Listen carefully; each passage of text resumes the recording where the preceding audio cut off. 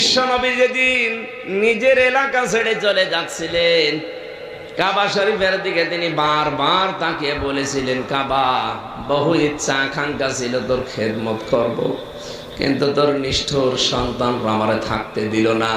আমি তোকে ভালোবাসি, আমি আশা করছি আবার আমি ফিরে আসব।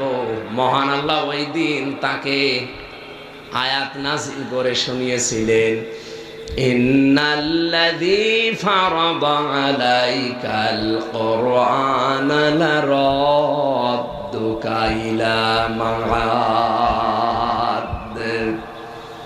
অবশ্যই কোরআনের আইন মানা ফরজ। লারাদ্দুকা ইলা মাআদ, লামে তাকিদ। হে নবী, আপনি আজ চোখের পানি ফেলতে ফেলতে ভারাক্রান্ত মন নিয়ে আপনি চলে যাচ্ছেন, যান, আপনাকে আমি গ্যারান্টি দিলাম অতি শীঘ্রই আপনাকে এই জায়গায় আবার আমি ফিরিয়ে নিয়ে আসব। সাইদি সাহেবের সাথে একজন যুবতী মেয়ের কণ্ঠ মিলিয়ে এমন এমন নেকেট কথা, খারাপ কথা লাগিয়েছি, আমার এই শোনাচ্ছে ওই কাঁচের ঘরের ভেতরে মাটির নিচে, আর বলছে, দেখ তোদের হুজুর কত নিচে নেমেছে। এখন ওই জায়গায় আমি তো একা, আর শয়তানরা সব চারিদিকে, একা একা কি বলবো।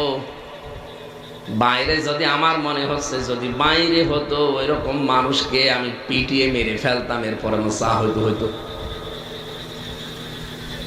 কাউন্টার টেররিজমের নামে এই শয়তানগুলো এত এত মানুষকে ওরা দুনিয়া থেকে বিদায় করে দিয়েছে। আমার মাঝে মাঝে ওই ড্রেনটা দেখাইতো, মাঝখানে একটা পুকুর আছে আর চারিদিকে ঘর, ওখানে নাকি মাগুর মাছ পালা হয়, বিদেশি মাগুর, যে মানুষ আমরা এর ভেতরে বিভিন্ন শখ দিয়ে এই ড্রেন দিয়ে নামিয়ে দেয়, ওই মাছে খেয়ে ফেলে। রাসূলিহিল আমিন ওয়া আলা আলিহি ওয়া আসহাবিহি ওয়া আতবাইহি আজমাইন লাইলা ওয়া নাহারান ফিত তারফাইন ইয়া রাব্বানা। আন আবি হুরায়রা রাদিয়াল্লাহু তাআলা আনহু قال قال النبي صلى الله عليه وسلم الحج يهدم ما كان قبله رواه ابن ماجه وما زادهم إلا إيمانا وتسليما اللهم صل على سيدنا مولانا محمد وعلى آله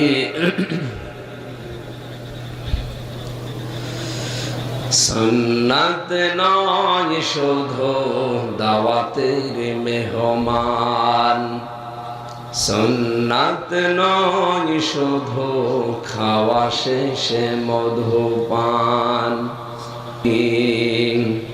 আলহামদুলিল্লাহ, বাংলাদেশের ঐতিহ্যবাহী জেলা সাতক্ষীরা আশাশুনি থানার অন্তর্গত বাহাদুরপুর মধ্যপাড়া বাইতুল মামুর জামে মসজিদের উদ্যোগে তাফসীরুল কোরআন মাহফিলের সুনামধন্য সভাপতি, বিশিষ্ট ইসলামী চিন্তাবিদ, শিক্ষাবিদ অধ্যাপক মাওলানা জুবায়ের হোসাইন আতালাল্লাহু উমরাহু ওয়া বারাকাল্লাহু ফি হায়াতি, বলেন আমিন।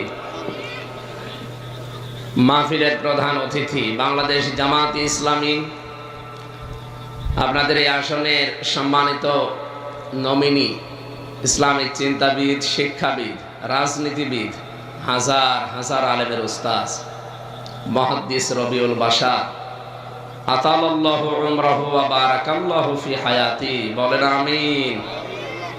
এতক্ষণ যিনি কথা রাখলেন আপনাদের সামনে জেলার সন্তান, ইসলামিক চিন্তাবিদ, মুফাসসিরে কোরআন, শ্রদ্ধাভাজন বড় ভাই জনাব মাওলানা মনিরুল ইসলাম বিলালী, ভাইস প্রিন্সিপাল হযরত আবু বকর সিদ্দিক ইসলামিয়া কামিল মাদ্রাসা সাতক্ষীরা, এর সম্মানিত পরিচালক হাফেজ মাওলানা মেহেদী হাসান, আমন্ত্রিত অনেক মানুষের নাম আপনারা দিয়েছেন, বিশেষ করে আলহাজ গাউসুল হোসেন রাজ, বিশিষ্ট সমাজসেবক জনাব অমর সাকি পলাশ, ফিরোজ আহমেদ, মোর্শেদ আলম, আলহাজ ইয়াকুব আলী, মাওলানা নুরুল আফসার মোরতাজ, অ্যাডভোকেট শহীদুল ইসলাম, মাওলানা ইউসুফ আলী সহ অত্র এলাকার গণ্যমান্য ব্যক্তিবর্গ, সামনে বসা মুসলমান ভাইরা, পর্দার আড়ালের সম্মানিতা মা এবং বোনেরা, প্রশাসনের ভাইরা, প্রাণপ্রিয় সাতক্ষীরাবাসী, আপনারা জানেন এটা কোন মাস চলছে? জবাব দেন তো, কোন মাস এটা? জিলহজ। রমজানের পরে 4টা মাস আল্লাহর কাছে পবিত্র এবং সম্মানিত, তার ভেতরে জিলহজ একটা। কোরআনে কারিমে আল্লাহ জানিয়েছেন, ইন্না ইদ্দাতাশ শুহুরি ইনদাল্লাহি 12 শাহরান ফি কিতাবিল্লাহ ইয়াওমা খালাকাস সামাওয়াতি ওয়াল আরদা মিনহা আরবাআতুন হুরুম। অবশ্যই গণনার দিক থেকে আল্লাহর কাছে মাসের সংখ্যা 12টা, যদিও একটা মাসের নাম আল্লাহ শুধু কোরআনে দিয়েছেন, রমাদান। কোনটা? বাকি 11 মাসের নাম নেই, কিন্তু এই যে একবারে আল্লাহ পরিচয় দিয়েছেন 12টা মাস আছে। কোন দিন তিনি এটা বানিয়েছেন? যেদিন আসমান আর জমিন তৈরি করেন, ওই দিন তার কিতাবের ভেতরে তিনি এটা লিপিবদ্ধ করে রেখেছিলেন। তিনি লিখেছিলেন জানুয়ারি, ফেব্রুয়ারি, মার্চ, বৈশাখ, জ্যৈষ্ঠ, আষাঢ়, কি মুহররম, সফর, এরকম 12টা মাসের নাম আল্লাহ লিপিবদ্ধ করে রেখেছিলেন। তার ভেতরে মিনহা আরবাআতুন হুরুম, 4টা মাস সম্মানিত। এর ভেতরে 1 নম্বরে মুহররম, 2 নম্বরে রজব, 3 নম্বরে জিলকদ, জিলহজ। এত সম্মান ওই জামানার কাফেররা পর্যন্ত এই মাসকে সম্মান দিত। আর আল্লাহর নিদর্শনগুলোকে সম্মান দেবে তারা যাদের ভেতরে আল্লাহর ভয় আছে। আল্লাহ রাব্বুল আলামিন বলেন, যালিকা ওয়া মান ইউআযযিম শাআইরাল্লাহি ফাইন্নাহা মিন তাকওয়াল কুলুব। এটা একটা বিধান। এই যে মাসের নামগুলো বললাম, এই মাসগুলো আল্লাহর নিদর্শন। এগুলো আল্লাহর নিদর্শনকে সম্মান ভেতর থেকে আসবে তাদের যাদের অন্তরে তাকওয়া আছে, আল্লাহর ভয় আছে। সুতরাং এই মাসকে সম্মান তো আমাদের আরো বেশি দেওয়া দরকার। আমাদের তো ভয় আছে, যাদের ছিল না তারাও এই মাসের সম্মান দিত। ওই জামানার কাফেররা বাকি মাসগুলো মারামারি, গন্ডগোল, যুদ্ধ, বিদ্রোহ তারা লেগেই রাখতো, কিন্তু এই মাস আসলে বলতো ঠিক আছে, আপনার সাথে আমার মামলা হামলা, কেস কাম চলছে, এই মাস চলে যাক, আবার আরম্ভ হবে। কাফেররা এই মাসের সম্মান দিয়েছে। বলেন আমরা কি এভাবেও সম্মান এখন দিতে পারি? বলেন, এই মাস আসার পরে কি এখন মিথ্যা মামলা বন্ধ হয়ে গেছে? মিথ্যা কেস কাম বন্ধ হয়ে গেছে? এমনকি মিথ্যা সাক্ষী দেওয়া বন্ধ হয়ে গেছে? মানুষের জমি জোর জবরদস্তি করে দখল করা বন্ধ হয়ে গেছে? চাঁদাবাজি? তাহলে আপনি তো কাফেরদের চাইতেও নিকৃষ্ট। অবৈধ হত্যা এখনো পর্যন্ত বন্ধ হয়নি। কথা বলেন। আমরা যতগুলো কাজ হারাম দেখি সবগুলো একটা একটা করে প্রায় বললাম, একটাও এখনো পর্যন্ত ছাড়তে পারি না। কি দিয়ে সম্মান দিচ্ছে? কাফেররা এই মাসের সম্মান দিত, তারা মারামারি বন্ধ করে দিত, গালিগালাজ বন্ধ। আপনার সাথে আবার এ মাস চলে গেলে আরম্ভ হবে। আর আমরা এই মাস আসলে এখনো থেমে থাকি না। আমার মনে হয় এই মাসে আরো অনেকে দুর্বিসন্ধি বাড়িয়ে দিয়েছে। গতকালকে একটা ভিডিও দেখলাম, যিনি পালিয়েছে উনি নাটোরের এক সভাপতির কাছে কল দিয়ে বলছে নাটোর জেলা অস্থিতিশীল করা লাগবে। আপনি একটা হাজি মানুষ, কি বললেন? এই মাসের সম্মান দিয়েও তো বলার দরকার ছিল যে দেশে যারা আছো অন্তত এই মাসটা একটু চুপচাপ থাকো, এই মাসটা চলে যাক, তারপরে যা হয় হবে। না বলছে শুরু করো এখন, তার মানে ওনার হজ হয়নি। আল্লাহর এই বলি বুঝে ফেলেছে। হজ হয়েছে কি করে? আপনি হজের মাসেরই সম্মান দিতে পারেন না, হজ হয় কি করে? এই জন্য আমরা অন্তত যারা তাকওয়া নিয়ে চলি, আল্লাহর ভয় আমাদের ভেতরে আছে, এই মাসের সম্মান দেওয়া যাবে না? বলেন বলেন, কিভাবে সম্মান দেবেন? ভালো ভালো কাজ যেগুলো আছে এগুলো আরো বেশি বাড়িয়ে দেওয়া লাগবে। তাআওয়ানু আলাল বিররি ওয়াত তাকওয়া ওয়া লা তাআওয়ানু আলাল ইসমি ওয়াল উদওয়ান। অন্যায় কাজ যেগুলো আছে এগুলোকে বন্ধ করা লাগবে, এই পথগুলো রুদ্ধ করে দেওয়া লাগবে। এটা এই মাসের সম্মান। এই মাসের সম্মানের ভেতরে গুরুত্বপূর্ণ কাজ আছে। ও ঠিক আছে, যেহেতু একটা সম্মানিত মাসের ভেতরে আমরা আসি, খুশি হয়ে বলছি আলহামদুলিল্লাহ। বলেন বলেন, আপনাদের এলাকায় কি এই প্রশংসা সমস্যা নাকি জয় বাংলা শুরু করব? সেই দিন কোন মাহফিলে জানো? হ্যাঁ ঠিক আছে, অন্তত যারা পেছনে আছেন এবার সামনে আসেন, এসে বসে। এটা ভিডিও হচ্ছে, সারা দুনিয়া যাচ্ছে, মানুষ সামনে 2 জন থাকলেও অসুবিধা নেই, ওরা 5 লাখ করে নেবে। এই জন্য সামনে বসে, আপনার চেহারাটা তামাম দুনিয়ায় চলে যাবে ইনশাআল্লাহ। এই জায়গাটা যেন ফাঁকা না থাকে, এখানে বসেন, 2-1 জন বসেন, তাড়াতাড়ি করেন, তাড়াতাড়ি করেন। দরুদ আর সালাম পাঠ করছি আমাদের নবী মুহাম্মদুর রাসূলুল্লাহ সাল্লাল্লাহু আলাইহি ওয়াসাল্লামের প্রতি। বিশ্বনবী জানিয়েছেন, কোরআনে কারীম আল্লাহর কাছে এত বেশি দামি, পবিত্র, আমার কথা যেমন আমার কাছে দামি মনে হয়, মর্যাদাপূর্ণ মনে হয়, অনেক কিছু মনে হয় যে আমার কথা এটা, আল্লাহর কথা কোরআন এটা আল্লাহর কাছে ঠিক ওই রকমই মনে হয়। বিশ্বনবীকে আল্লাহ জানিয়েছেন পৃথিবীতে যত নফল ইবাদত আছে সবচাইতে উত্তম এবং আমি আল্লাহর কাছে পছন্দনীয় ইবাদত হচ্ছে কোরআনে কারীমের তেলাওয়াত। নবীজি হাদিসে বর্ণনা করেন, আফদালুল ইবাদাতি তিলাওয়াতুল কোরআন। জোরে বলেন সুবহানাল্লাহ। মসজিদে নববীতে একবার প্রবেশ করলেন তিনি, ডান দিকে তাকিয়ে দেখলেন কিছু মানুষ কোরআন শরীফ নিয়ে আলোচনা করছে আর কয়েকজন শুনতেছে। বাম দিয়ে তাকিয়ে দেখলেন কিছু মানুষ জিকির করছে। নবীজি বললেন, 2 দল ভালো কাজে আছে, নেকির কাজে আছে, তবে সবচাইতে উত্তম কাজে আছে তারা যারা আল্লাহর কোরআন নিয়ে ব্যস্ত আছে। আমাকে আল্লাহ এই মুহূর্তেই নির্দেশ দিয়েছেন আমি যেন কোরআনে কারীমের এই ময়দানে শ্রোতা হিসাবে বসে পড়ি। সাতক্ষীরাবাসীকে বললাম, আপনারা টের পেয়েছেন, বিশ্ব নবী যদি এখন বেঁচে থাকতেন, আরে সাতক্ষীরা আশাসনে বাহাদুরপুরে এই লাইন দিয়ে যদি তিনি হেঁটে যেতেন, কোরআনে কারীমের ইজ্জতে এই সম্মানে তিনি শ্রোতা হয়ে এই ময়দানে আমাদের মতো বসে পড়তেন। কত বড় দামি জায়গায় আপনি বসে আছেন, আপনি নিজেও এখনো টের পাননি। এই জায়গাটায় নবীজি বসতেন, এরকম একটা জায়গায় আল্লাহ আমাকে আপনাকে শ্রোতা হিসাবে বসিয়ে রেখেছেন। খুশি হয়ে বলেন আলহামদুলিল্লাহ। দরুদ আর সালাম পাঠের মাধ্যমে আজকের তেলাওয়াতকৃত আয়াত থেকে তাফসীর আকারে কিছু কথা বলতে চাই। সূরা হজ, কোন সূরা? এটা কোন মাস চলছে? হজের মাস, জিলহজ। এখানে আয়াত আছে প্রায় 78টা। আমরা একটা মাত্র আয়াতের আর আরেক আয়াতের হাফ পড়েছি। যতটুকু পড়লাম এর ভেতরে আমরা তাফসীর করার চেষ্টা করব ইনশাআল্লাহ। বিশ্বনবী জানিয়েছেন, আল হাজ্জু ইয়াহদিমু মা কানা ক্বাবলা। কোন মানুষ যদি হজ করে, ওর পেছনের যত অপরাধ আছে আল্লাহ সব মাফ করে দেয়। কিন্তু হজের মতো হওয়া লাগবে। আজ হাজারো হাজী সাহেবকে মানুষ আর হাজী বলে ডাকে না, পাঁজি বলে ডাকে। কি কথা বলেন না কেন? কারণ হাজী হওয়ার জন্য যে কথাগুলো সে কাবায় গিয়ে বলে আসে, ওই কথাগুলো এখন প্র্যাকটিক্যাল লাইফে এসে আর ঠিক রাখতে পারে না।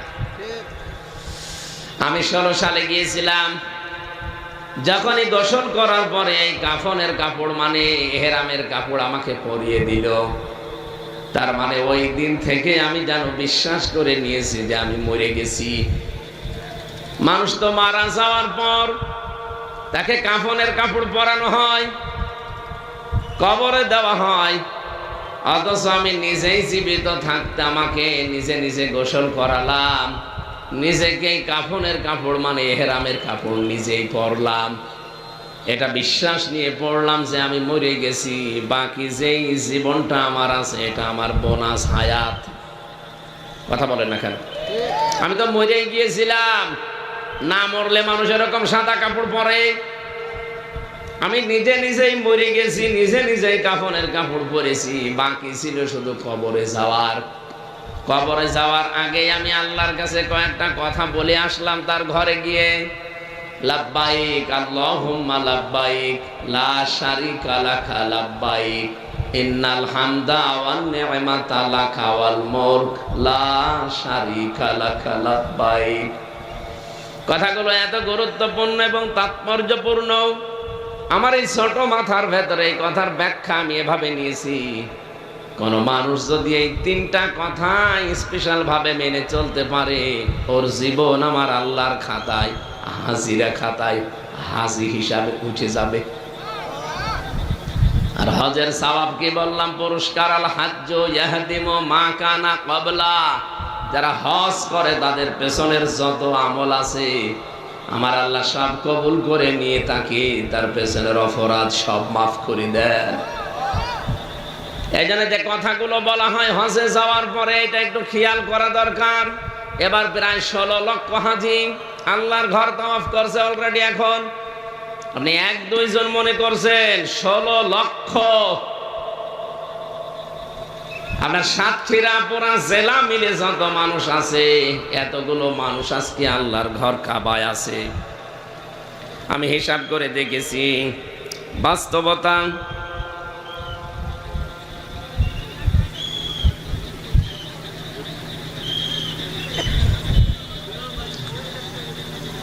লাব্বাইক বলার পরে আল্লাহকে যেন লোকটা জানাতে চাই, রব্বুল আলামিন আমি কিন্তু সেই বাংলাদেশ থেকে ৬০০০ কিলোমিটার দূরে এসেছি তোমার ঘরে, আমি উপস্থিত হয়েছি।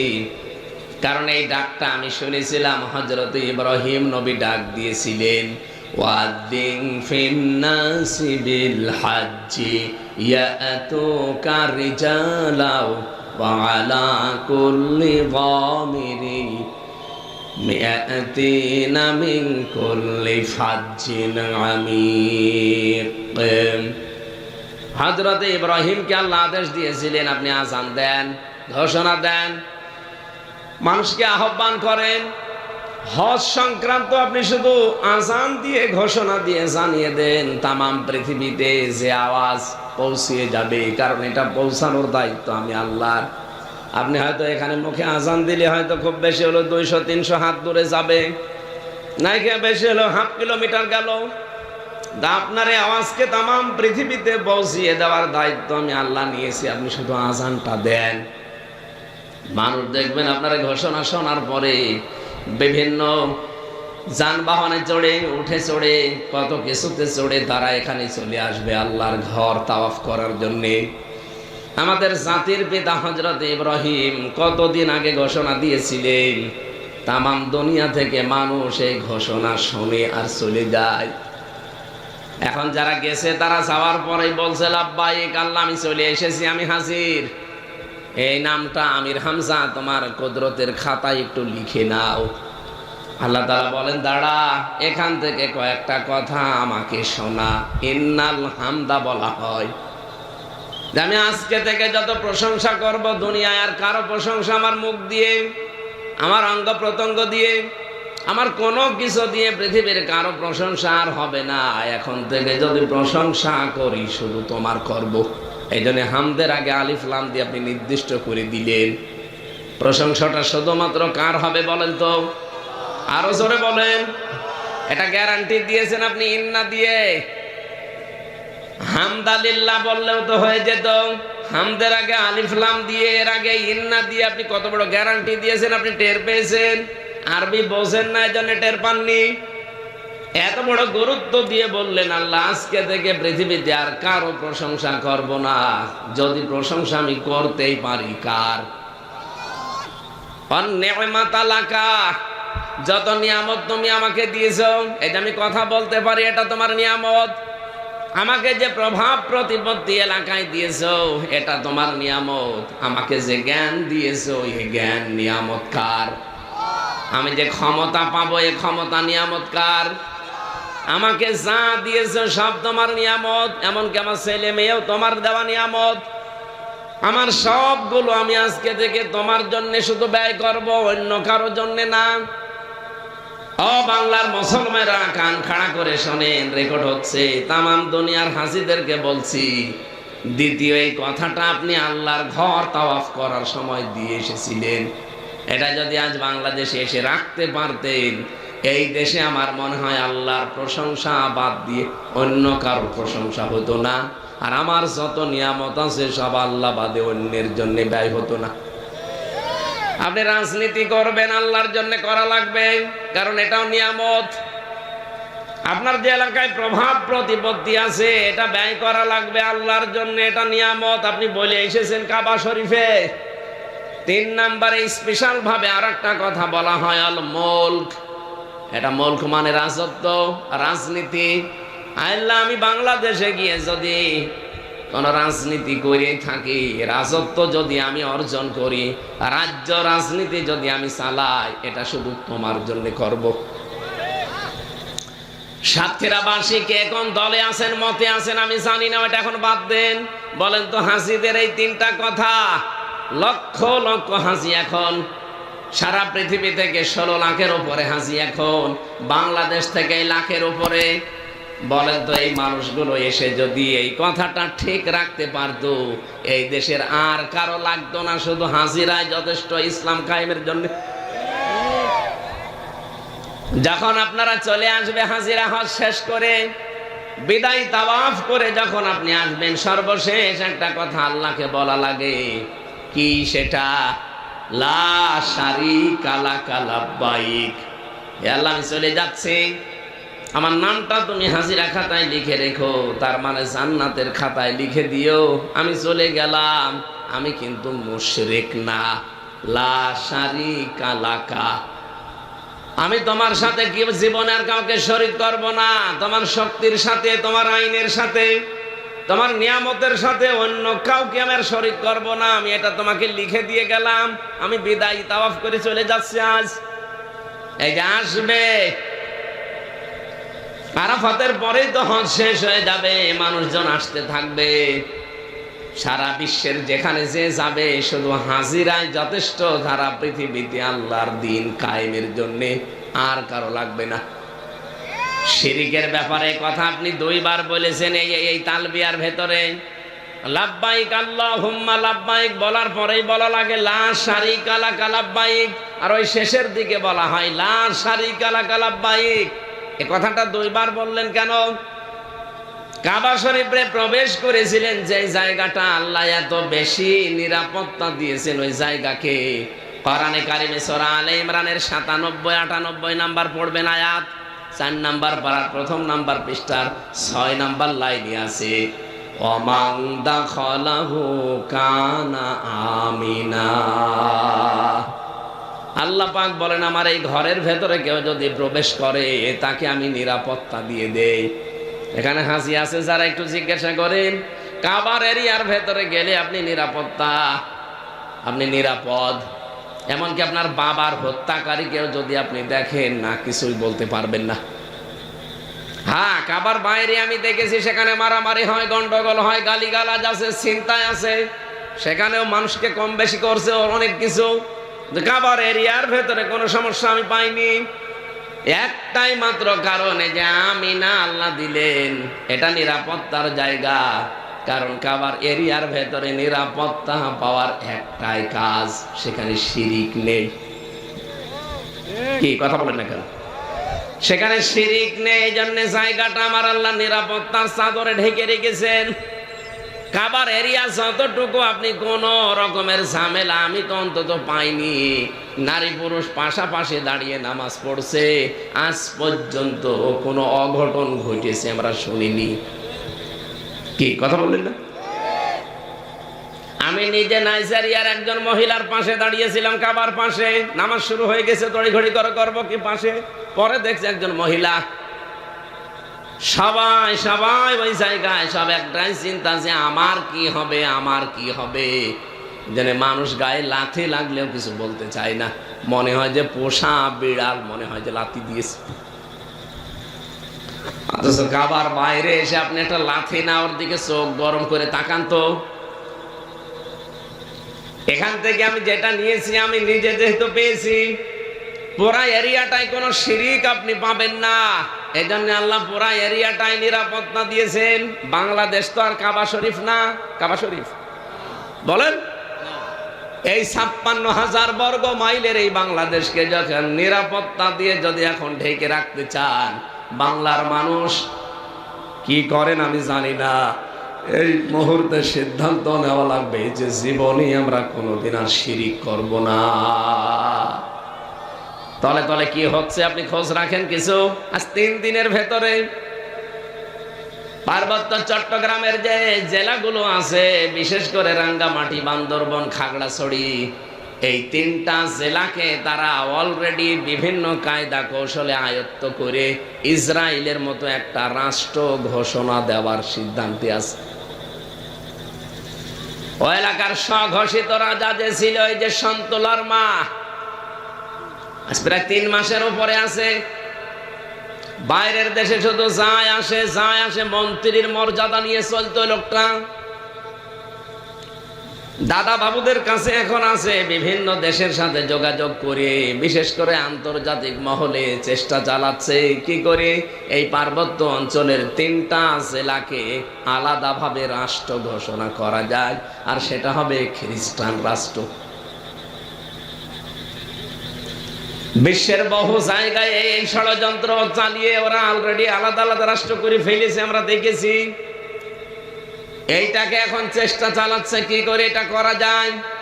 রেকর্ড হচ্ছে, হুঁশিয়ারি করে বলছি, বাংলাদেশের 18 কোটি মানুষের একজনও যদি বেঁচে থাকে, 56,000 বর্গ মাইলের 1টা বর্গ মাইলও কাউকে দখল করতে দেওয়া হবে না।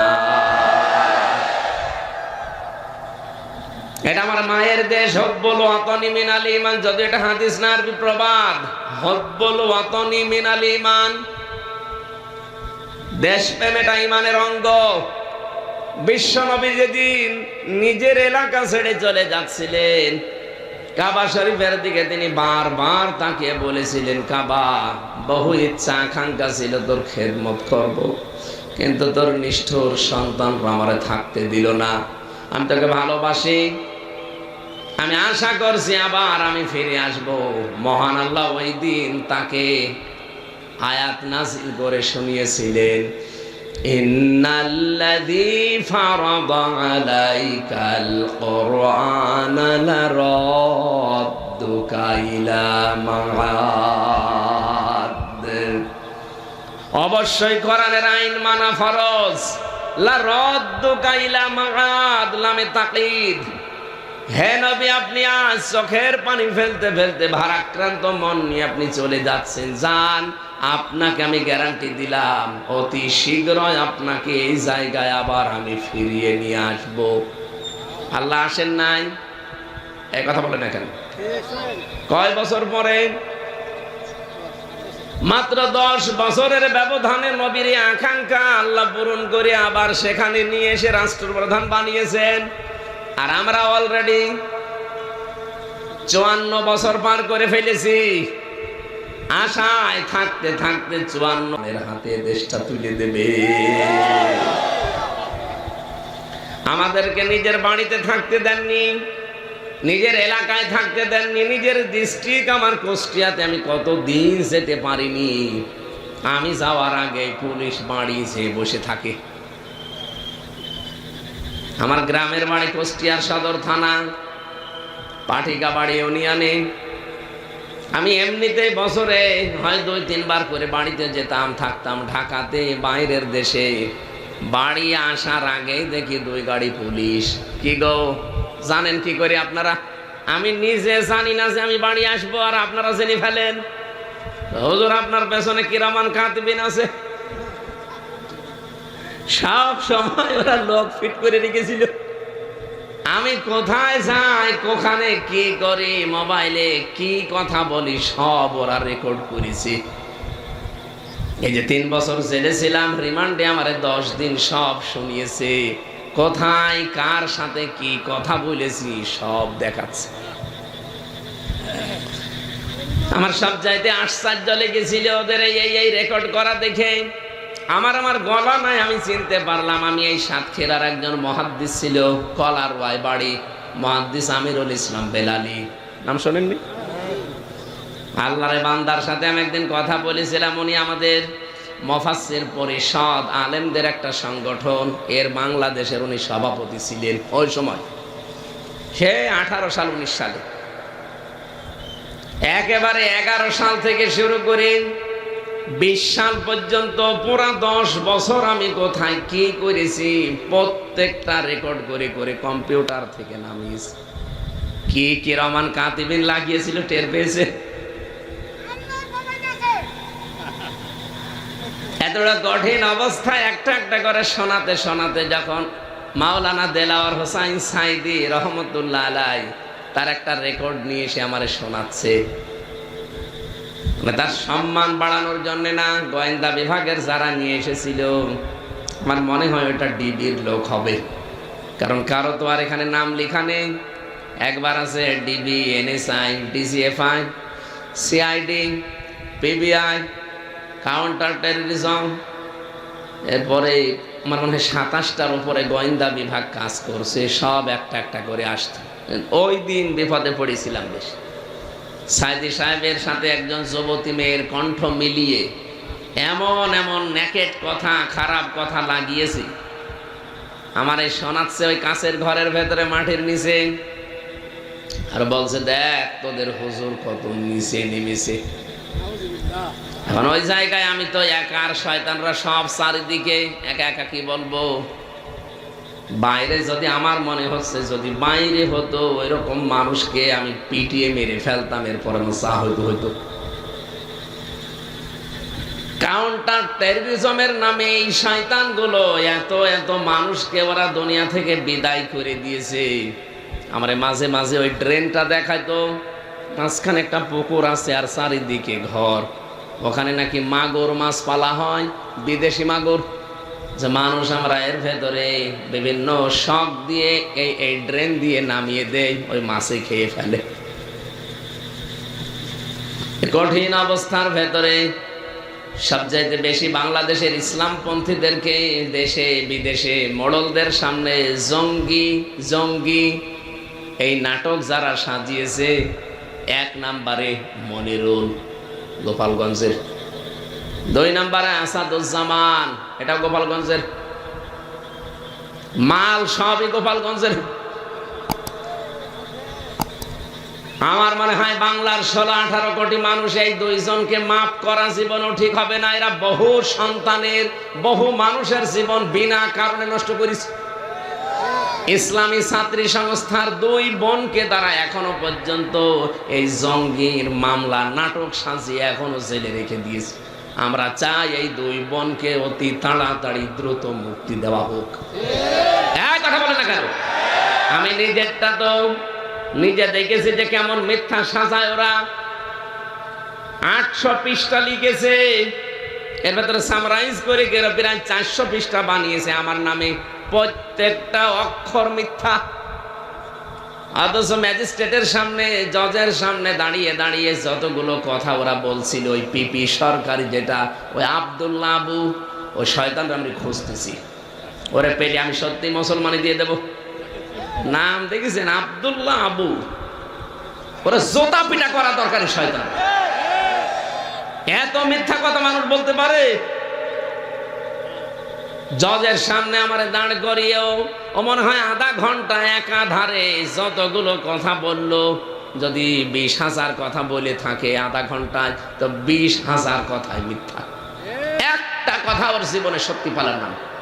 আমি নিজেরটা তো, অন্যেরটা তো বাদ দিলাম, জানি না, আমি নিজেরটা তো জানি।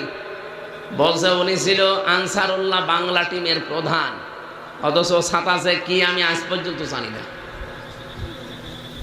আনসারুল্লাহ বাংলা টিম কারে বলে, কি করে, তাদের কর্ম কি, কিচ্ছু জানি না। যদি দিত যে উনি জামাত ইসলামের সাপোর্টার, তাও তো মিলত। তখন তো আমি সাপোর্টারই ছিলাম, আমি তো কিছুই করতাম না, সাপোর্ট করতাম, ভালোবাসতাম। আমার মন ভালো একটা দলকে আমি বাসতে পারি না, নিষিদ্ধ না হলে সেই দলকে আমি বাসতে পারি না। কথা বলেন না কেন? কিন্তু যারা নিষিদ্ধ আপনি ভালোবাসা না, তাদের কথাও বলতে পারবেন না। এই যে বাংলাদেশ আওয়ামী লীগ নামে, ছাত্রলীগ নামে যারা, সব নিষিদ্ধ না? রাষ্ট্রের পক্ষ থেকে তাদের নিষিদ্ধ ঘোষণা করা হয়েছে। এখন যদি কেউ সাপোর্ট করে, কেউ তাদের নাম বলে, ছাড়বে? আজ কুষ্টিয়াতে মিছিল দিয়েছে, ওই আমার কুষ্টিয়ার থানার পাশে 6 রাস্তার মোড়ে প্রায় সকালবেলা 170-80-90-100 জন মানুষ বসে থাকে। ওই আশপাশ গ্রাম থেকে এসে ওখানে থাকে, শহরের মানুষ ওদেরকে ভাড়া করে নিয়ে যায় কাজে। কালকে কোনো কাজই পাইনি আজকে। প্রায় এরকম প্রত্যেকটি মানুষকে ওরা 600 করে টাকা দিয়ে জয় বাংলার একটা স্লোগান লিখে নামিয়ে দিয়েছে যে হাসিনা আসছে, রাজপথ কাঁপছে। পুলিশ ধরেছে, সামনে যে কয়েকটা ছিল নেতা গোছের, তারা তো পালিয়ে গেছে। ওই শ্রমিকগুলো ধরা পড়েছে, বলছে আমরা কি করবো, কাজ পাচ্ছিলাম না। ওরা এসে বললো যে 600 করে টাকা দেবো, শুধু মিছিল করবে। করলাম, টাকাগুলো তো হালাল করা লাগবে। আমার মনে হয় এইভাবে করে ওদের টাকা নেওয়া লাগবে। টাকা নেন, এই হ্যাঁ 1 মিনিট 2 মিনিট মিছিল করে বলবেন যে আমাদের টাকা হালাল।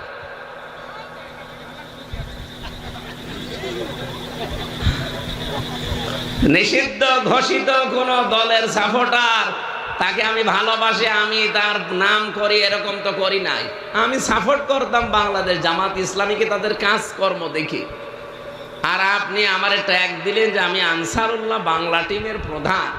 শয়তানও বিশ্বাস করে না।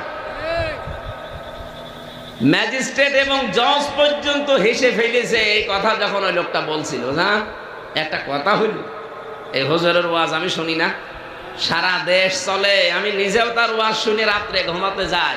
আর আপনি কি বলেন? আচ্ছা না স্যার, তখন তো ওদের ভরা যৌবন। যেই ম্যাজিস্ট্রেট ওরা 10 দিন রিমান্ড চেয়েছিল, দিতে চায়নি, তারপরের দিন ওই ম্যাজিস্ট্রেটকে বদলি করে দিয়েছে। আইন আদালত বিচার কিছু ছিল নাকি? কি মনে হচ্ছে আপনার? কিচ্ছু ছিল না, সব ওদের বানানো পুতুল। পুতুলের মতো কাজ করতে পারলে তারে চেয়ারে বসিয়ে রাখতো, আর যদি বলতো না আমি অন্যায় কাজে নেই, ওরে বদলি না, ওর জীবনই শেষ করে দিত। ওই জামানায় একজন বিচারপতি বলেছিল না যে দেশটা আপনারা জাহান্নাম বানিয়ে ফেলেছেন। এমনি এমনি বলেছে একজন বিচারপতি কথা, মানে বিবেকের বিরুদ্ধে কাজ করা লাগতো প্রত্যেকটা। এটিএম আজহারুল ইসলামকে আজকে খালাস দিয়েছে এমনি না, আপনি দেখেছেন তার যতগুলো মামলার সাক্ষী, কেউ 6 কিলোমিটার দূর থেকে নাকি দেখিছে, কেউ 3 কিলোমিটার। আপনি বলতে পারেন যে 6 কিলোমিটার দূরে কি হচ্ছে এখান থেকে দেখা যায়? চোখে কি মানে সেই ইসরাফিলের মতো কিছু লাগানো ছিল? কি বানোয়াট জিনিস দিয়ে তারা এই মানুষগুলোকে দুনিয়া থেকে বিদায় করে দিল। আল্লাহ এমনি ছাড়বে?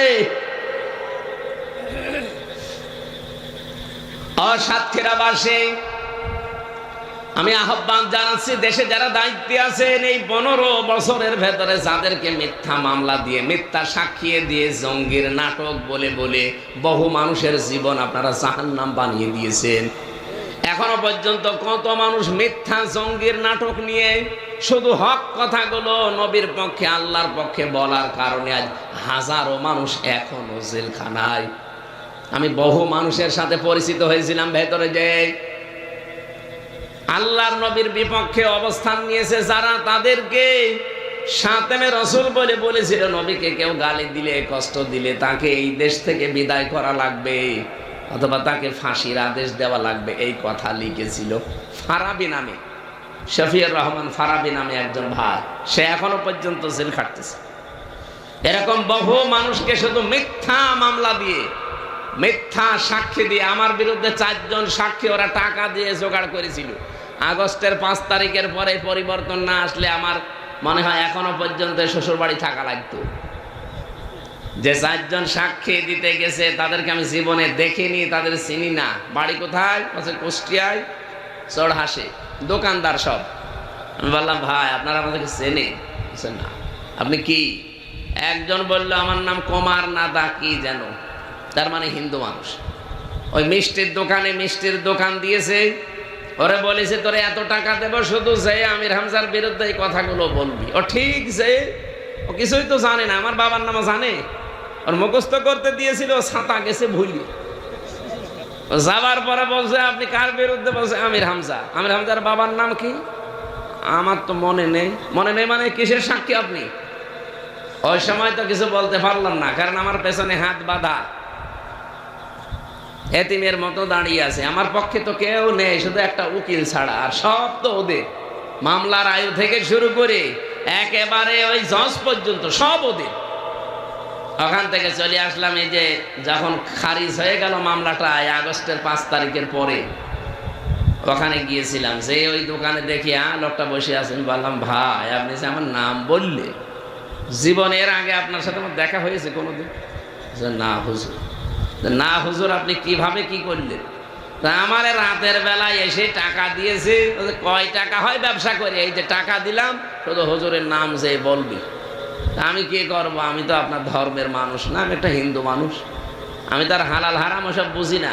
টাকা দিয়েছে বাবা শাহজালাল, সব হালাল। এই ছিল দেশের বিচার। আর এখনো পর্যন্ত অনেকে সাফাই গায় যে ন্যায় বিচার চলছিল দেশে। আপনার সাথে তো কিছু হয়নি, আপনি টের পাননি। আপনার বাবারে যদি ব্যারিস্টার আরমানের মতো 8 বছর গুম করে রাখতো আয়না ঘরে, আপনি টের পেতেন যে কি হয়েছে। কে কথা বলেন না কেন? আমার ভাইরা, আমি যে আয়াত থেকে কথা বলার জন্য বসেছি, খুব ভালো করে শুনবেন, যেহেতু গুরুত্বপূর্ণ একটা বিধান। হাসিদেরকে আমরা আহ্বান জানাতে চাই যে কথাগুলো আপনারা আল্লাহর ঘরে এখন বলতেছেন, ওই কথাগুলো যেন বাংলাদেশে এসে ঠিক রাখতে পারেন। আর কারো লাগবে না, দেশে আমরাই যথেষ্ট। সূরা হজের মাত্র একটা আয়াত থেকে আমরা এখন তাফসীর করার জন্য বসছি। আল্লাহ ঈমানদারকে ডাক দিয়েছেন। এখানে যারা ঈমানদার নেই, যারা বেঈমান আছেন, চলে যান। আপনার জন্য আজকের আয়াত না, আপনার জন্য আলাদা আয়াত আছে। যান ভাই যান, তাড়াতাড়ি চলে যান। যারা বেঈমান আছে চলে যান। দুই একটা চলে যাচ্ছে, যাক, এই তাড়াতাড়ি যান। না, সব পায়খানার জন্য ঠিক আছে, কিন্তু ভালো লাগছে না এই কথা বলে যদি কেউ চলে যায়, তার ইমানের সমস্যা আছে। আমি একটা কথা এখনো পর্যন্ত বানিয়ে বলি নাই, কারণ অবিচার এগুলো চলছিল, হালকা টাচ দিয়েছি। এই কথা বললেন না কেন? আরে সাতক্ষীরার মানুষ তো আরো বেশি সাক্ষী। এদের বহু মানুষের বাড়ি ঘর বুলডোজার দিয়ে জালেমরা ভেঙে দিয়েছে। বাংলাদেশে এটা ফিলিস্তিন বানিয়ে ফেলেছিল, তারপরেও যে আপনারা টিকে আছেন, আলহামদুলিল্লাহ। সূরা হজের ৭৭ নম্বর আয়াত থেকে বলছি, আল্লাহ শুধু ঈমানদারকে ডাক দিয়েছেন। এই জন্য আমাদের এই কথাগুলো শোনা দরকার, যারা ঈমানদার বলে আমরা দাবি করি। ইয়া আইয়ুহাল্লাযীনা আমানু রুকউ ওয়াসজুদু ওয়া'বুদু রাব্বাকুম ওয়াফআলুল খায়রা লাআল্লাকুম তুফলিহুন। রব্বুল আলামিন বলেন, হে ঈমানদারেরা, তোমরা রুকু করো, সেজদা করো, তোমাদের রবের ইবাদত করো, আর ভালো ভালো কাজে আঞ্জাম দাও। আশা করা যায় তোমরা সফল হবে। এবার আসেন তো আয়াতের ভেতরে আমরা কয়েকটা কথা পেলাম। 1 নম্বরে ঈমানদারের কাজ এই দুনিয়ায় হবে, তারা যেন রুকু করে। কাকে? আরো জোরে বলেন। এদেশে বহু রুকু আছে। কেউ গাছ দেখলেও রুকু করে, আগুন দেখলে রুকু করে। হিন্দুরা তো দুর্গায় যে রুকু করে, আর মুসলমানরা দরগায় যে রুকু করে। এখানে দুর্গা, দরগা, গাছ, আগুন, পানি সব বাদ। রুকু যদি মুসলমান করতে চায়, কার জন্যে? আরো জোরে বলেন। এই যে রুকু শব্দটা, রাকাফাইন রাকুন, এই শব্দের শাব্দিক অর্থ হচ্ছে মাথা ঝোঁকানো। রুকু মানে শুধুমাত্র নামাজের এই রুকুই না, আল্লাহ পাক রুকু বলতে এখানে বুঝিয়েছেন আল্লাহর যত বিধান আছে, এই বিধানগুলোর সামনে মানুষ যখন মাথা নত করে দেবে, আমি আল্লাহ ঈমানদারদের কাছ থেকে এইটাই চাই। এই জন্য মানুষ যখন তাওবা করতে চায়, তাদেরকে আল্লাহ জানিয়েছেন, ওয়া আনিবু ইলা রাব্বিকুম ওয়া আসলিমু লাহু মিন ক্বাবলি আইয়াতিয়াকুমুল আযাবু সুম্মা লা তুনসারুন। বলেন আল্লাহু আকবার। সূরা জুমারের ভেতরে আছে 53 নম্বর আয়াত। রব্বুল আলামিন বলেন, কেউ যদি তাওবা করতে চায়, 1 নম্বরে তাকে ফিরে আসা লাগবে। তার রবের দিকে, ওয়াসলিমু লাহু, আত্মসমর্পণ করা লাগবে। এই দুইটা শর্ত যখন মানবে মানুষ, কখন মানবে এই দুইটা? মিন ক্বাবলি আয়াতিয়াকুমুল আযাব, ওই আযাব আসার পূর্বে, সুম্মা লা তুনসারুন, যখন আর তাদেরকে সাহায্য করা হবে না। সাতক্ষীরাবাসী বলেন তো, আমাদের সাহায্য করা হবে না কোন দিন? মরণের সময়। মরণের সময় একমাত্র মানুষকে আর সাহায্য করা হবে না। এজন্য মরণ যেহেতু কারো জানা নেই কখন আসবে, যে কোনো সময় চলে আসতে পারে। এজন্য আমাদের তাওবা করা লাগবে, ফিরে আসা লাগবে, রুকু করা লাগবে। যেটাই বলেন, এ সবগুলো একটাই। এ সবগুলোর সময় এখন আল্লাহর বিধান পেলেই মাথা নত করে দেবেন। এটা কি 10 বছর পর না এখন? সবাইকে দিয়ে আল্লাহ এই কাজ করাবে না। এই যে রুকুর যে বিধানটা বলছি, আল্লাহর বিধান পেলে আপনি মাথা নত করে দেবেন, নিজের সে বলতে আর কিছু থাকবে না। এটা সবার জন্য না। আল্লাহু ইয়াজতাবি ইলাইহি মাইয়াশা ওয়া ইয়াহদি ইলাইহি মাইয়ুনিব। সূরা সূরার 13 নম্বর আয়াতে আছে, শেষের দিকে আল্লাহ বলেন, আমি যাকে জিতেবা করি, আমি যাকে পছন্দ করি, নির্বাচিত করি, মনোনীত করি, এই মানুষটাকে আমি আল্লাহ এই পৃথিবীতে আমার দিন কায়েমের জন্য তাকে বাছাই করে রাখি, তাকে এই কাজ করার জন্য সুযোগ এবং সুবিধা করে দেই। ওয়াহদি ইলাইহি মাইয়ুনিব, তাকে আমি পথ দেখাই যে মানুষটা আমি আল্লাহর দিকে মন থেকে ফিরে আসতে চাই। এখানে রুকু বলতে শুধুমাত্র নামাজের এই রুকুই না, আল্লাহর বিধান যেখানে যেটা আমরা পাবো। আমার নিজের বলতে আর কিচ্ছু নেই, কারণ আমি তো ঈমান এনে ফেলেছি। আমানতু বিল্লাহি কামা হুয়া বিআসমাইহি ওয়া সিফাতিহি আকাবিলতু জামিয়া আহকামিহি ওয়া আরকানিহি। এই কথাগুলো যে মানুষটা স্বীকার করে, মলে বিশ্বাস করে, ওর নিজের বলতে যেহেতু আর কিছু নেই, ওকে আল্লাহ নির্বাচিত করবেন, মনোনীত করবেন, পছন্দ করবেন, সুযোগ সুবিধা করে দেবেন দিন কায়েমের জন্য, তখন যখন দেখবেন এই লোকটা মন থেকে আল্লাহর দিকে ফিরে আসতে চায়। এই দেশে আজ হাজার হাজার মানুষ, 100 জনের মাত্র 15 জন মানুষ চাইতো আগস্টের 5 তারিখের আগে যে দেশে ইসলাম কায়েম হোক, মাত্র 15 জন। কিন্তু এই 10 মাসের ব্যবধানে এখন 100 জনের 77 জন মানুষ চাচ্ছে দেশে ইসলাম কায়েম হোক। হয়তো কেউ বলতে পারছে মুখ দিয়ে, কেউ ভেতরের চাপা রেখেছে, কিন্তু জরিপ এইটাই। আন্তর্জাতিক এই যে মাইক্রোসফট খ্রিস্টানরা বানিয়েছে রিপোর্ট, সারা পৃথিবীর 257টা দেশ নিয়ে তারা রিপোর্ট দিয়েছে যে বাংলাদেশে এখন 100 জনের অন্তত 77 জন মানুষ চাচ্ছে যে ইসলামে দেশে আসুক। কোথায় 15 জন ছিল, সেখানে 77 জন চলে এসেছে। এই জন্য অনেক মানুষের দেখেন মাথা খারাপ হয়ে গেছে।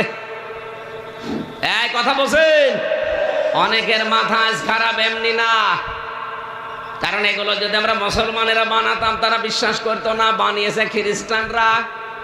এই জন্য ওরা চিন্তা করছে না, এই জন্যে ধর্ণা দিচ্ছে অনেকে দাদা বাবুদের কাছে।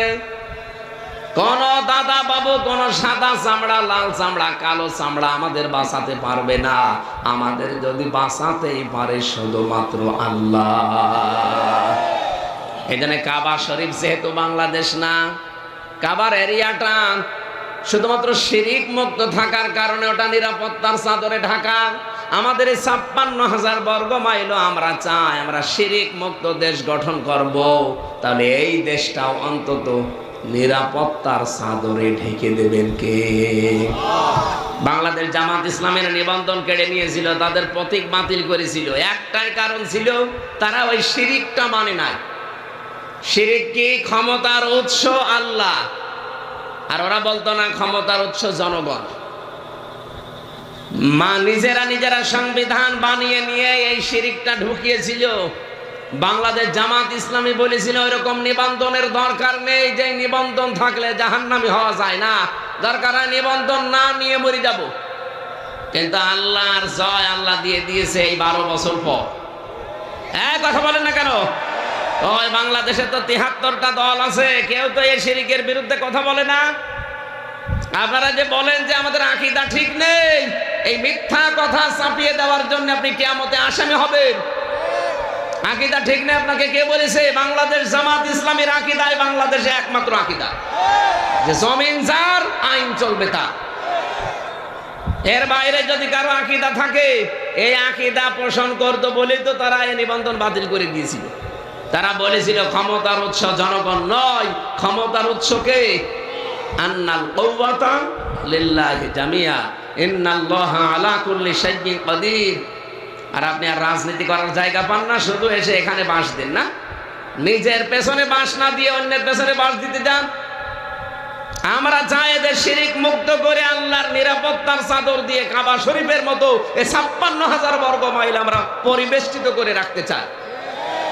এখন যত শত্রুতা হচ্ছে আমাদের পার্বত্য চট্টগ্রাম নিয়ে, ওটা যদি নিয়ে নিতে পারে আস্তে আস্তে ফেনী, এরপরে কুমিল্লা, এরপরে ঢাকা, চলে আসবে আপনাদের সাতক্ষীরা, সব হাতছাড়া হয়ে যাবে। কি হচ্ছে কিছু টের পাচ্ছেন না। এই শয়তানরা পালিয়ে গেছে ঠিক আছে, ও পালিয়ে কি বসে আছে? ওদের মেধা তো সব ঠিক আছে, কারণ শয়তান শয়তানি কাজ এখন আরম্ভ করিস। এ দেশে থাকতে একেবারে ওপেন করতো, এখন চলছে গোপনে গোপনে। এই যে মৎস্য মন্ত্রী ছিল একজন, এই আপনাদের এই 2 জেলা পরে বাড়ি মনে হয়, এরপরে বাগেরহাট জেলা না, এরপরে সাতক্ষীরার পরে খুলনা, বাগেরহাটের পরে পিরোজপুর। এই পিরোজপুরের একজন ছিল, ওর নাম সমর রেজাউল করিম। একই মন্ত্রী ছিল যেন, মৎস্য মন্ত্রী। কালকে একটা ভিডিও ছেড়েছে যে আমি 4 ঘন্টা কচুরি পানার নিচে পালিয়েছিলাম, এরপরে বর্ডার পার হয়েছি খুব গোপনে। আপনি 4 ঘন্টা কচুরি পানার নিচে পালিয়েছিলেন কেন? কি করেছেন যে আপনার পালানো লাগবে? 54 বছর হয়ে গেল, আমার তো এখন 33 বছর। কয় আমরা তো পালিয়ে যাইনি, বিনা কারণে 3 বছর ছেলেছিলাম, তারপরেও তো আমি পালাইনি। আমাকে বারবার বলেছিল যে আপনি চলে যান, মিজান আজহারের মতো আপনি চলে যান। আমি কেন যাব? আমি তো কোনো দোষ করিনি। আপনারা যদি নির্দোষ হয়ে থাকেন, মানুষের সম্পদ আত্মসাৎ না করে থাকেন, আজকে দেখলাম টাকার একটা ব্যাগ ভর্তি, 10 লাখ টাকা হবে। এই টাকার ব্যাগ, ওর সাথে আবার কি পেঁচিয়ে টাকা তো নিয়ে যেতে পারছে না, বর্ডার দিয়ে পার হওয়ার সময় গোপনে ওই পানির ভেতরে ফেলে রেখেছে। আজকে প্রশাসন তুলে ওইটা খুলে দেখে শুধু টাকা। হ্যাঁ, সব টাকা টাকা টাকা, ওদের ফ্রিজের ভেতরে টাকা, ওদের বালিশের ভেতরে টাকা, ওদের ব্যাগের ভেতরে টাকা। নিয়ে যেতে তো পারছে না, বিভিন্ন জায়গায় রেখে দিয়েছে। এই জন্য আমার মনে হয় এই জালেমদের বাড়ি ঘর, অফিস আদালত সব একটু তন্ন তন্ন করে অনুসন্ধান করা দরকার। এখনো টাকা পাওয়া যাবে, সব পালাতে পারেনি। কি করলেন যে আপনার পালিয়ে যাওয়া লাগবে কচুরি পানার নিচে 4 ঘন্টা পালিয়ে থেকে? কি কষ্ট করেছি আমি, আল্লাহ আমাকে বাঁচিয়ে দিয়েছে। ওরে শয়তান, তুই আল্লাহ বিশ্বাস করিস? তোর মুখে আল্লাহ মানাই? যতগুলো এমপি ছিল, মন্ত্রী ছিল, অফিসার ছিল, সবগুলো জানতো যে ডিবি অফিসের মাটির নিচে, র্যাব অফিসের মাটির নিচে বহু মানুষ এখানে 8 বছর 10 বছর পড়ে আছে। ওরা সব জানতো, এরপরও কিছু বলে না। এগুলো কি মানুষ? আপনার নিজের ছেলে যদি হয়তো এরকম জায়গায় 8 বছর 10 বছর আপনি ফেলে রাখতে পারতেন, এদিকে 3.5 হাত, এদিকে 2.5 হাত, একটা কবরের মতো জায়গায়, আয়না ঘর, 8 বছর 10 বছর 14 বছর একটা লোক পড়ে আছে, দুনিয়ায় কেউ জানে না। ওরা তো জানতো, যারা নিয়ে যায় ডিউটি করে, ওরা জানতো না? আমি মাঝে মাঝে, আমি তো 10 দিন ছিলাম মাত্র মাটির নিচে, মাঝে মাঝে যে আচরণ করতো, আছে গালি দিত আমার বাবা মা তুলে, আমার মনে হয়তো আল্লাহ, এই মানুষগুলো যে যারা ডিউটি করে, এই যে আসে 8 ঘন্টা পরে চলে যায়, আবার নতুন মানুষ আসে আবার চলে যায়, এরা বাড়ি যেয়ে এই তো আপনাদের সাথে তো মিশতো, এসে আপনাদের সাথে কথাবার্তা বলতো না, দিনের বেলা এসে বউ ছেলে মেয়ে নিয়ে থাকতো না। ওরা সংসার করতো কি করি? ওকে মানুষ নাকি ওর বিবেকের ওপরে কুকুরে বসাব করে দিয়েছে। আর শয়তানরা এখন গা সাফাই গাছে আমরা কি করেছি যে আমাদের পালিয়ে যাওয়া লাগলো, কি করেছে এখনো টের পাচ্ছ না। আজকে কাওয়া কাকু একটা রেকর্ড ছেড়েছে, আবার আসবো দেশে, যারা আমাদের বিরুদ্ধে আছে আমি আবার দেখে নেব। ওরে শয়তান, এখনো অনুশোচনা নেই। 2732 জন মানুষ হত্যাকারী এরা। একটা মানুষ মেরে ফেললেই তো জীবন শেষ হয়ে যাওয়ার কথা, আর 2732 জন মানুষ হত্যাকারী এখনো অনুশোচনা আছে। কাওয়া কাকো কবর থেকে ঘুরে আসবে শয়তান। আর কথাবার্তারা ঝাঁজ কি, হুমকি দেয় এখনো পর্যন্ত সাংবাদিকদের। ও যে পালাইলো কি করে, আমি তো বলে পায়খানার ভেতরে নাকি 5 ঘন্টা খুব কষ্টে ছিল। ওরে ওই জায়গায় যদি তালা লাগিয়ে দিত না, বোরকা পরে পালিয়ে গেছে এই শয়তানটা। আমাদের রুকু, আমরা এখন রুকু করতে চাই, শুধুমাত্র মাথা ঝোঁকানোই রুকু না ভাই। আর আপনাকে দিয়ে আল্লাহ রুকু করাবেও না যদি আপনার মন তৈরি না হয়। ওয়াহদি ইলাইহি মাইয়ুনিব, যে লোকটা আল্লাহর দিকে আত্মসমর্পণ করে, ফিরতে চায়, মাথা নত করে, রুকু করে, এই মানুষটাকে দিয়ে আল্লাহ দিনের কাজে লাগায়, তাকে একামতে দিন, দিন কায়েমের কর্মী হিসাবে আল্লাহ তাকে কবুল করে। সবাইকে করবে না। সুতরাং যাদেরকে আল্লাহ করছে, অনেকে কিন্তু এখন আস্তে আস্তে ফিরে আসতেছে। আল্লাহ যেন আমাদের সবাইকে কবুল করেন, বলেন আমিন। অসজুদু 2 নম্বরের সেজদা করা লাগবে। সেজদা কি? শুধুমাত্র কপালে মাটি লাগানোই সেজদা না। কোরআনে কারিমে সেজদা এই শব্দটা এত বেশি বার ব্যবহার হয়েছে। আমরা সেজদা সম্পর্কে যে ব্যাখ্যাগুলো পড়েছি, আল্লাহ রাব্বুল আলামিন এত দামি এই জিনিসটা আল্লাহর কাছে, নবীজিকে আল্লাহ বলতে বলেন, হে নবী আপনার উম্মতদেরকে বলেন, যদি একটা সেজদা কোনো বান্দা বান্দির আমি আল্লাহর কাছে কবুল হয়ে যায়, ওকে আমি আল্লাহ ঘোষণা দিলাম যে আমার বানানো বাগান জান্নাত দিয়ে দেব। বাংলার মানুষের আমি আহ্বান জানাচ্ছি, আমি নিজে সহ, আজকে থেকে যতদিন বেঁচে থাকবেন, একটা কথা একেবারে বদ্ধমূল হয়ে নিয়ে যান, জীবনে কোনোদিন ফরজ সেজদা আজকে থেকে ছেড়ে দেবেন না। কথা বলছে, এত দামি জিনিস এই সেজদাটা।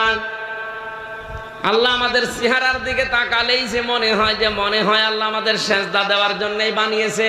হাত দিয়ে, কপাল দিয়ে, নাক দিয়ে, হাঁটু দিয়ে, এভাবে দুনিয়ার কোন সৃষ্টি আর সেজদা দিতে পারে? কত মানুষ এখানেও আছে শুধু ঈদের নামাজে সেজদা দেয়, তাছাড়া ওর জীবনে আর কোনো সেজদা নেই। শুধু জমার নামাজে সেজদা দেয়, আর কোনো সেজদা নেই।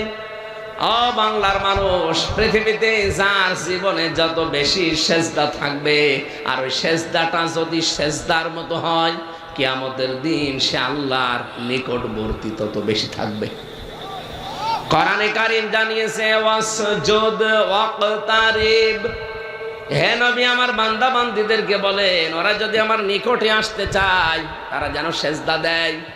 আপনি মন থেকে গভীর রজনীতে একটু লম্বা সেজদা দিয়ে দেখবেন, একটা আলাদা প্রশান্তি আল্লাহ আপনাকে দান করবে।